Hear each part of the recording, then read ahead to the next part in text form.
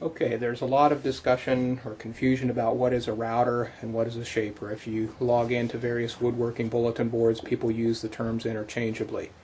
However, there is a large difference between a router and a shaper in the terms that are used in modern woodworking. Over here we have a typical 3 horsepower plunge router and a bit that would typically be used. It's actually a rather large bit for what most people would use. Has an outside diameter of about 2.5 inches. As such, it has a foot per second cutting speed of about 152 feet per second as the cutting edge goes through the wood.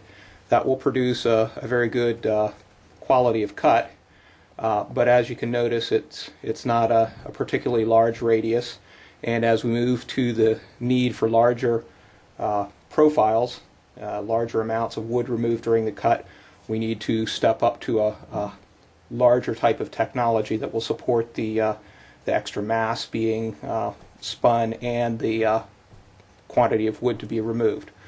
So what we have in contrast to the router is shaper.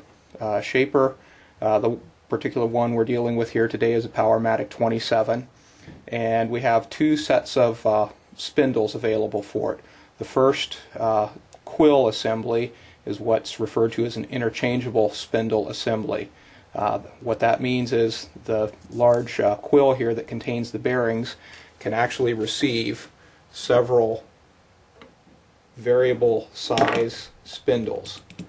So the spindle assembly goes in and is locked into place with a long bolt to secure it in place. It actually makes a fairly stable shaping platform, appropriate for this size of cutter, but as we need to spin a larger cutter for a larger profile cut such as this one, what we will move to is a solid spindle assembly. So this single piece of steel extends all the way down through the bearings, as opposed to this assembly, which fits into a taper at the top of the quill and then is held in place by a fairly slim bolt.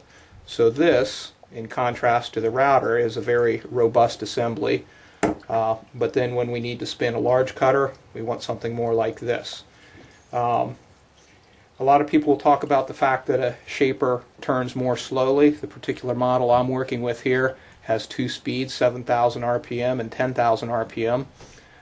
At 7,000 RPM, this cutter will have a foot per second speed of 152 feet per second, which is equal to the router with this bit, even though the router spins at 20,000 RPM. So the router spins a bit much more rapidly, but it's smaller bits, and the lower mass of the bit as it moves through the wood makes it more prone to chatter and vibration. 7 spindle shaper with the 1.25" solid spindle installed in the machine. I've also got the 1.25" radius rounding over bit installed. So I'll run through a pass on the shaper to show how it works. I will be using dust collection, ear protection, and goggles.